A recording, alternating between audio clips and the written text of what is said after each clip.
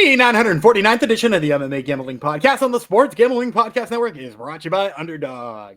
Underdog is hooking up new customers. Play just $5 and get $100 in bonus funds when you sign up with promo code MMA SGPN.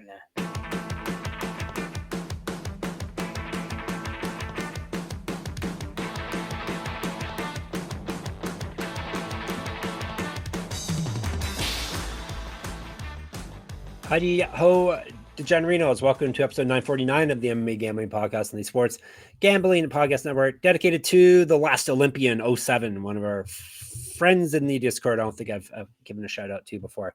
Thanks for coming to the show. I am Jeff Fox. I still hate baseball. That is Daniel Gumby Vreeland. We're covering Fury FC 111. Pretty solid Fury card.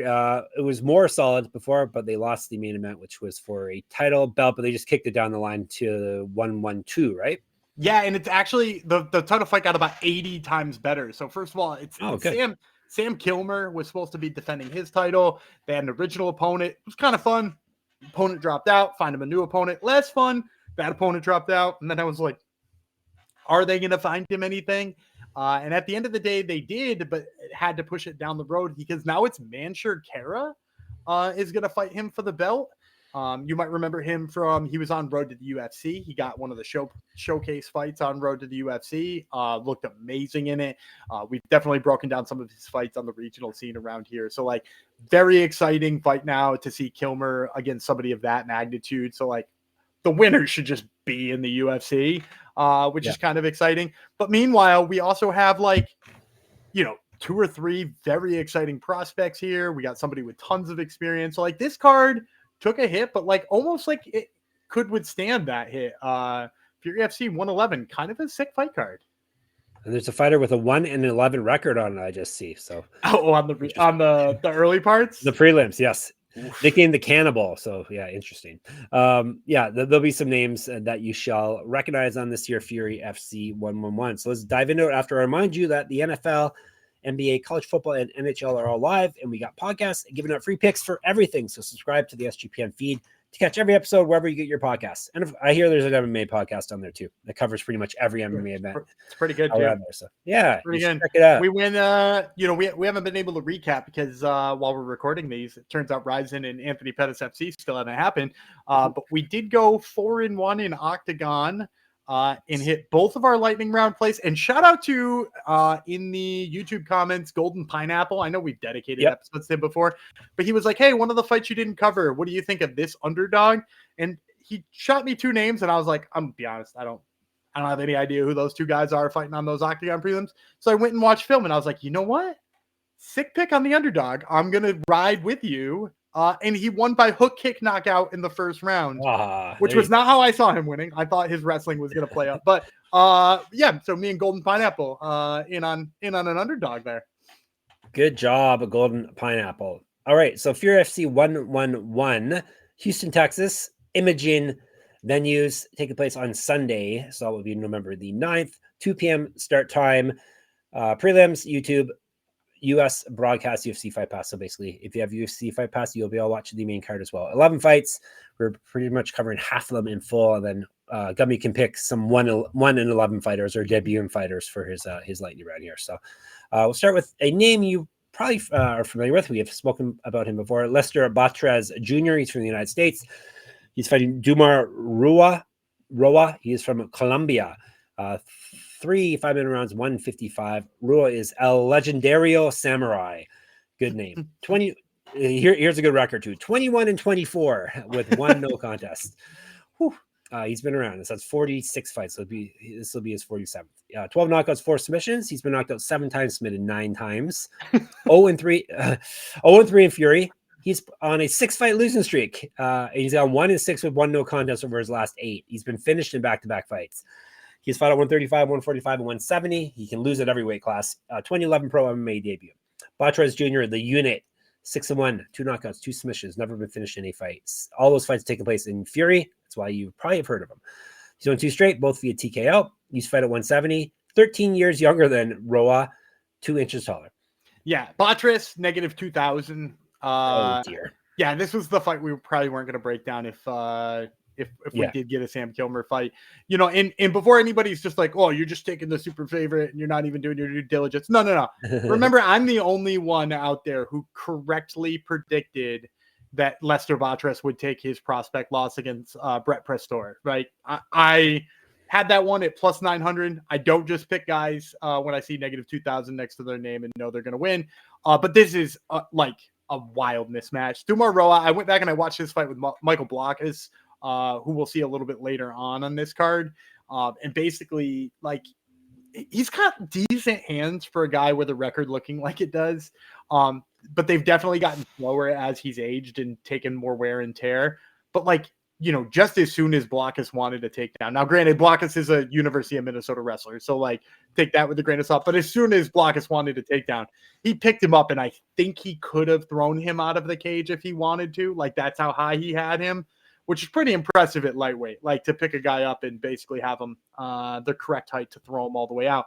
But like, the thing about Batres is like he's always been like, while not like a super collegiate wrestler, like that's his path to victory, right? Like he is a really, really, really talented, like catch wrestling type guy. That's actually why he lost to Brett Pastore, is because like Pastore has got like high level jiu-jitsu and was able to counter some of it. Roa, it seems like he's a fish out of water there. I think Batres probably messes around with the hands for like a minute or two before he shoots like a big takedown. And then like I'll say within a minute of being on the ground, he gets a submission here. So, whoa. Yeah, I mean, like, under 3.5 minutes here is my guess. Lester Batres, rear naked Joe. All right, there you go. He tells you exactly how it's going to happen too. We've got another fight. This one is at 155. We got lots more fights actually. Nico Echeverry, Malik Lewis. They're both from the United States. Tell you about Lewis first. Hard knock. We've spoken of him before. He's 6-4 with 1 no contest. He's got 5 knockouts, 1 submission. He's been knocked out once, submitted twice. He hosted Browns. That means 0-2 with 1 no contest in Fury. He's lost 2 straight, and he's gone 1-3 with 1 no contest over his last 5. Past 2 losses, both via submission. He's last won a fight February 2023. 1-0 in LFA. 0-2 in Contender Series because he lost to who, Gumby? 0-2? Yeah. I remember the James Yontop one. James Yontop is for sure one of them. That was the last one. Who did he get hammer fisted by before that? Was it he was beating the guy with the standing hammer fist. We haven't seen him in so long. Arkansas. Yep. Peekaboo. Peak. Trevor Peak. Thank you. Yes. Why couldn't I remember? He hasn't fought in so long. I forgot. I know, that's why. Name. Yeah. But remember that fight? Lewis like had him on the ropes, but because you can't knock out Trevor Peak, he like just like gassed himself out like 3 minutes into the fight, being like, surely this fight's about to end. And it did not, and he lost. Yep. Yeah, and his career has kind of been going downhill since then too. He does have multiple regional championships on his mantle. Correct. Get our merch, sportsgamblingpockets.com/store. Used to fight at 170. He's 5 years younger than Echeverry, 4 inches taller, 7-inch reach advantage. So much bigger, much younger. Echeverry is the machine. 15-8 with 1 no contest, 4 knockouts, 3 submissions. He's been knocked out 3 times. 12-7 with 1 no contest in Fury. He's the former champion of the promotion. He's won 3 of 4, and he's gone 4-3 with 1 no contest over his last 7. He lost his last bout. He went 1-1 in LFA. Used to fight at 170. 2015 pro MMA debut. Yeah, so I think that those recent results from Malik Lewis kind of like negate the fact that he was a Contender Series guy. I'm going to say Echeverry like negative 150, negative 155, like a plus 120, 130 kind of range for Malik Lewis. And I'm going to go Echeverry. I think he is a lot of the things that Malik Lewis is finding ways to have problems with lately. Insanely durable, a la Trevor Peak or a la James Yontop. Can take a punch and doesn't seem to be fazed all that much by it. And then also just like he brings a grinding style. Like the guy loves working in the clinch and grinding and pushing you to the edge. Like Malik Lewis is probably the better boxer in this fight if I had to pick one. Like I think he at range could probably win a fight against Nico Echeverry, but like Nico Echeverry just like will not let him fight that type of fight. He will bring it to him. He'll get up right in his face. And if this turns into a wrestling match, like we've sort of seen that's like Malik Lewis's downfall, is that like he tires and becomes sort of easy to take down, or, his own wrestling game is no longer very good. And, Echeverry, just like with the way that he's I mean, basically willed himself to win over some people he probably should never have ever beat. Like this is a guy he should beat. And I think that will and that forward pressure and that cardio, I think will be his biggest weapon. So yeah, give me Nico Echeverry here, probably slight fave. All right, lock it in. Before we get you some more winning plays, we are brought to you by MyBookie.ag. MyBookie is your place to bet in football and everything else. Their prop builder is second to none. Their motto is bet on anything, anywhere, anytime. They have easy deposit and lightning fast payouts using crypto. Check out all the MMA lines over there, UFC, obviously, and a bunch of regional stuff. Head to MyBookie.ag. Use promo code MMASGPN for 100% bet back bonus up to $500 for new customers. So that's MyBookie.ag, promo code MMASGPN. And we're also brought to you by NoVig, N-O-V-I-G, all one word. NoVig is America's #1 sports prediction market. NoVig, you're getting the best prices. They have reduced juice. NoVig is available in 35 plus states. Download the NoVig app and get $50 when you spend $5 if you use our promo code SGPN. Get in on the action with NoVig, promo code SGPN. All right, let's move on up the fight card. We're going to 145 now. It would be featherweight. Cody Freeman, Michael Blockhus. They're both from the United States. We'll tell you about Blockhus first. 4-1, 2 knockouts, 1 submission. He's been submitted once. 1-1 in Fury. Submission win in his last bout. 2-0 in LFA. 1-0 in Bellator, RIP. He's fight at 155, 4 years younger than Freeman. Freeman, Bison is the nickname. 10-7, 1 knockout, 7 submissions. He's been knocked out twice, submitted once. 3-4 in Fury. However, he's won 3 of 4 and gone 3-4 over his last 7. He got TKO'd in his last bout, though. Multiple regional championships on his mantle. Correct. Get our merch, sportsgamblingpockets.com/store. He went 1-1 in LFA. He's fed at 135. 2 inches taller than Blockhus, 5-inch reach advantage. So I think Blockhus is going to be a similarly massive favorite like Batres. Maybe not all the way up there, like maybe 800. I will say that like while I'm like super confident that Batres gets it done against Dumar Roa, and I'm like, don't even consider the Dumar Roa money line. Like it'll look tempting because it's 15-1 or something like that, but like don't touch it. I'm going to pick Michael Blockhus here, but if somebody wanted to get in on Cody Freeman, I don't think I would like. I don't think I'd try to talk him out of it. I wouldn't talk a friend out of betting Cody Freeman. How about that? I think the big piece for me is that like he brings like such a fun wrestling game and such like a fun grinding game, and he's fighting a wrestler. So just like, what if enough of that negates Michael Blockhus? And I don't think it will. That's why I'm picking Blockhus to win, right? I mentioned before, he's a University of Minnesota wrestling guy. He like very much looks the part. He could have thrown Dumar Roa out of the cage when he fought him. Like he's very good in terms of the wrestling game. But like Freeman too, like if you watch this fight with Justice Torres, which you'll remember Justice Torres was just on Contender Series, Freeman kind of was dominating the early parts of that fight with his like grind and his wrestle game. And like Torres had to find a way like to scramble a few times and get out of it. And like, that's a pretty good sign for his wrestling ability. Now, again, I don't think it's good enough to completely negate Michael Blockhus, but if you were out there with like, a 7-1 ticket on him and we're like, I kind of think it will negate enough, I can hear that. One of the other reasons I'll pick Blockhus here too is not just that I think the wrestling is better, but I think the control in the scrambling is, as I just mentioned, Freeman had some takedowns against Justice Torres, had a little trouble keeping him up. Torres forced him to scramble a little bit, and that's why he found his opening. When you see guys wrestle with Blockhus, like they don't find a way back up. They don't find a way to make it a scramble. They don't find a way to make it ugly. And so like I think Freeman's going to have trouble with that. I think he's going to constantly wind up on the wrong side of most of these scrambles. So I like Blockhus for that reason. And, he might be a touch better striking too if this all does negate. It's definitely a much closer than a negative 800 fight if it does negate and wind up completely taking place on the feet. But even if it was on the feet, I think Blockhus is a little faster. He's definitely safer in terms of entering the pocket and getting out of the pocket and where he keeps his hands and things like that. Freeman's a little bit more free and, no pun intended. But Freeman, little bit more free and clear with his hands and winds up, looking like he's hittable. So like, even if it wound up on the feet, I'd still pick Blockhus, but this one is, will at least be a fun question to answer for the young prospect in Michael Blockhus. If you throw someone out of the cage, it should be an automatic win, right? I think so. Like Royal Rumble. Wrestling. Yeah, Royal Rumble, sumo wrestling. Yeah, anything like that. Yeah, it totally should be that. That would make it so much more. Some Russian promotion, please do that.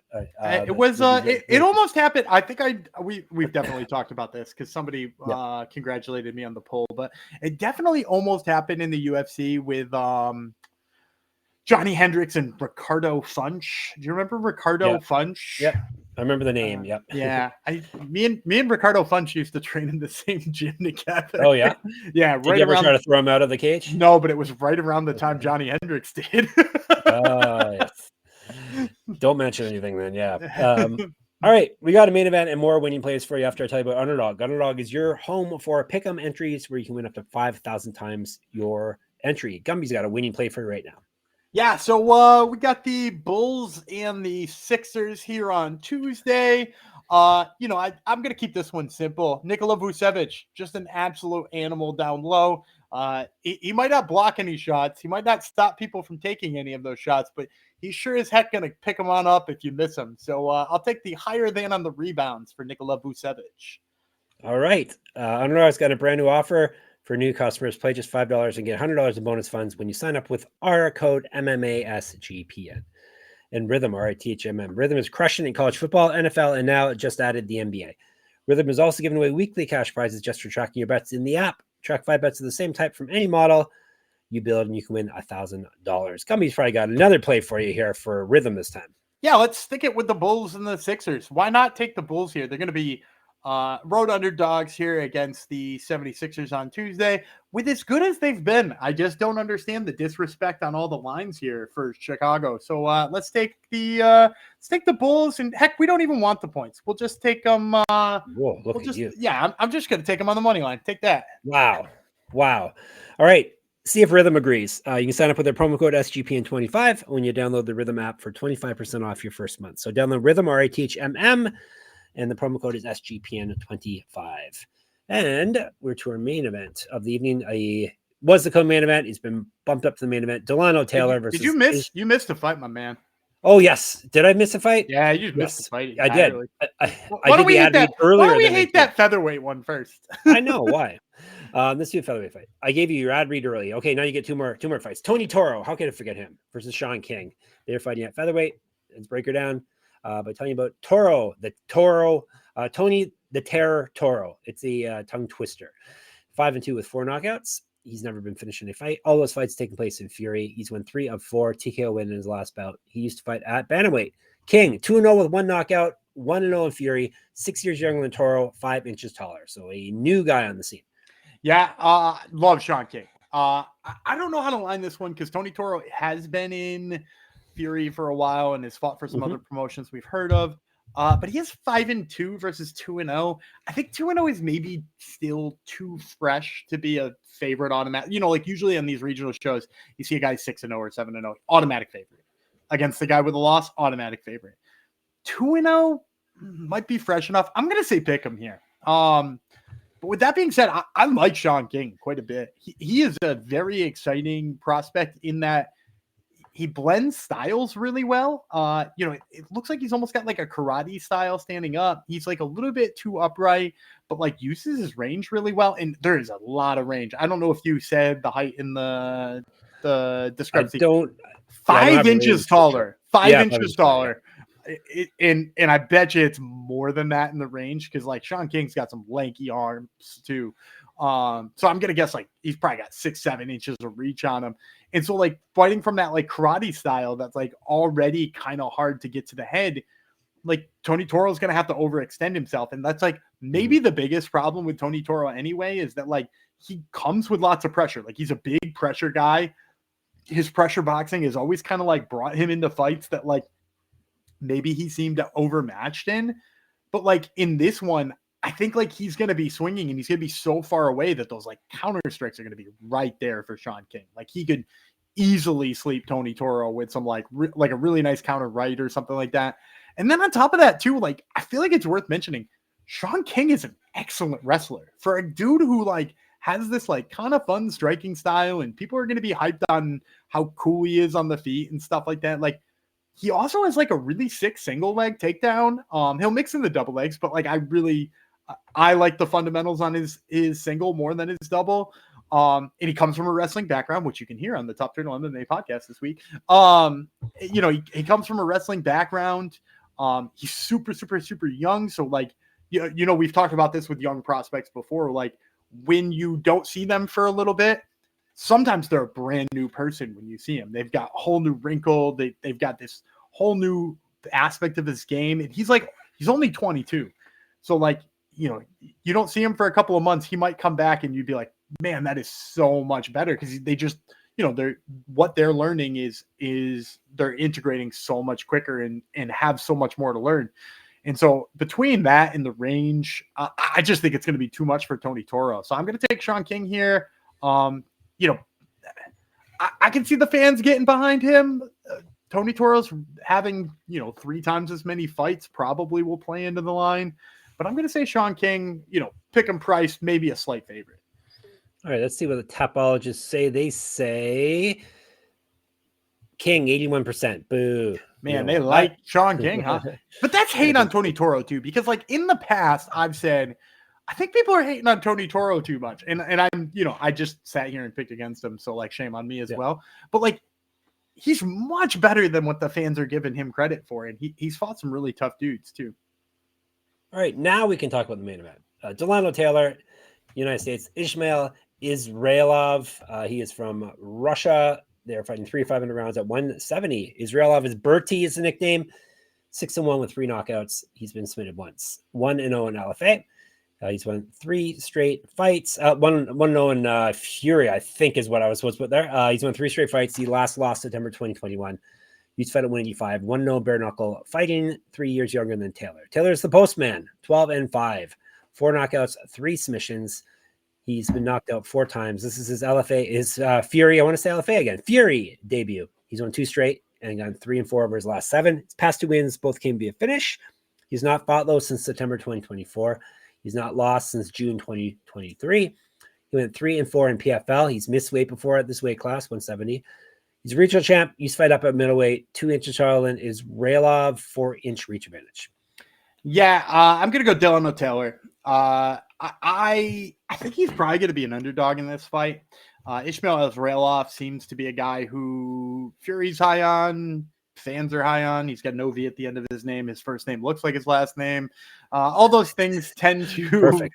I mean, like it's silly for me to be handicapping that, but like it feels like that's what books do, right? Especially the offshores. Like it seems like all of those things play into a factor here. And his record obviously looks a lot better than Dilano Taylor, but if you look at, first of all, the skill level of the guys they're fighting, it's wildly different. And if you look at how that's gone for Israilov, it's still maybe not even gone as well as it has for Taylor. Like I watched his last fight. He fought Baby Goose last time. Do you know Baby Goose?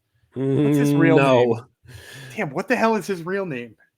Is his nickname Baby Goose? Yeah, Reese Watkins. Is that? I know he fought Baby Goose. Yes, you're correct. Yeah, okay. Baby Goose. Reese Watkins is Baby Goose. Have we talked about him before? I would have stolen that name probably if we Baby did. Goose. So. Yeah. But yeah, he fought Baby Goose last fight, and like it was a step up in competition because Watkins is like a legit prospect as well. But like it just pointed out how bad Israilov is at determining distances. Like he's shooting from too far away and missing on the takedowns because of it. He's throwing punches and he's not close. And like, granted, he did find a way to like battle through all of that and win because he is like talented and Watkins is still like a step away from where he needs to be. But like now he's fighting Dilano Taylor, who has been in there with like some of the best fighters in the world. I mean, he knocked out Rory McDonald, right? Like that's a huge feather in your cap, even if it's late career Rory McDonald. Yep. Go back and watch his fight with Sadibou Sy. He's kind of bullying Sadibou Sy in that fight. Sadibou Sy, who then went up 30 pounds and did just fine for himself at light heavyweight, fought Taylor at welterweight, and welterweight, like Taylor just kind of pinned him against the cage early, and granted didn't wind up winning that fight, but like showed that he can be physical and in a physical way against one of the more physical guys PFL had. So I think Israilov, even if he gets in on takedowns, I think he's going to have trouble with Dilano Taylor. And then in addition to that, like, I think the hands are better on Taylor. The range development's better on Taylor. And I think we're going to get him at a dog price. So Dilano Taylor is my pick here. You didn't give us a number though, did you? I didn't. Plus 160. All right, 160 it is, plus 160. All right, so he's got the Postman Taylor. He has got King. He has got a Blockhus. He has got Echeverry. He has got Batres Jr. So some big favorites, and then hopefully multiple dogs here. Then we got a lightning round. Plenty of they always pack their fight cards, so you have plenty of fights to choose from. Zap, bam, boom, pow. Let her rip. Yeah, so the first one I'm going to take Bruce Whitehead. I mentioned before when we were talking about Nico Echeverry, just like a guy who grinds and like finds ways to win fights he probably shouldn't. Bruce Whitehead's a great example of that. Guy's 6-2, has only lost to guys who have gone on to fight in Contender Series, like, real legit guy, and they set him up with a winnable fight here. Not sure the line will be playable, but he's definitely a guy who's going to pick up a prelim win. And then the other one I'm going to take is James Ford. You remember we broke down a James Ford fight a little while ago when he fought for Fury Challenger 14 or something like that. It's one of those. This isn't the real Fury, but it's put on by Fury, and it's got a different numbering system, and I don't know what's the difference. But he fought on the Fury Challengers one against Dante Two Entrees Johnson before he sadly changed his nickname for no good reason, and became a pretty damn good grappler too. Look at that. Well, yeah. Consider who he's fighting, but still, but still, it was pretty damn impressive. So James Ford is the last guy that Dante Johnson knocked out before he got on Contender Series. If you go back and you listen to our breakdown of that fight, I was like, I think Johnson's faster, but like Ford's kind of got some like sneaky wrestling that I wasn't sure what Johnson had for that, and he can slug too. So like, now we get to see Ford in like a rebound fight. I'm looking forward to how he swings it and seeing him get back in the win column. So once again, that's Bruce Whitehead, James Ford. There you go. You are set now for Fury. If you want picks for other picks or anything like that, you can hit Gumby up. We're in the Discord, sportsgamblingpodcast.com/Discord. We are on YouTube, of course. You may be watching us right now. We MMA Gambling Podcast, of course, on YouTube. Twitter, SGPN MMA. He's at Gumby Vreeland. I'm at Jeff Fox Writer. At Jeff Fox Writer on Instagram for me as well. Check out my Substack, enter my pick'em contest for the UFC this week, and check out all my MMA articles at moneymma.substack.com. Gumby, as he mentioned, has another podcast called Top Turtle. He's interviewing someone we just spoke about this week. Yeah, talking with Sean King, who we just talked about being in the co-main event, and then also Max Jimenez, who is making his UFC debut on Saturday. So check it out, Top Turtle MMA, wherever you get your podcasts. And of course, we are at sportsgamblingpodcast.com, sportsgamblingpodcast.com/store, sportsgamblingpodcast.com/Patreon. We're back tomorrow, UFC. Still the Apex, baby. Be Baby Goose, Jeff Fox. The Postman, Gumby Vreeland. We'll talk to you then.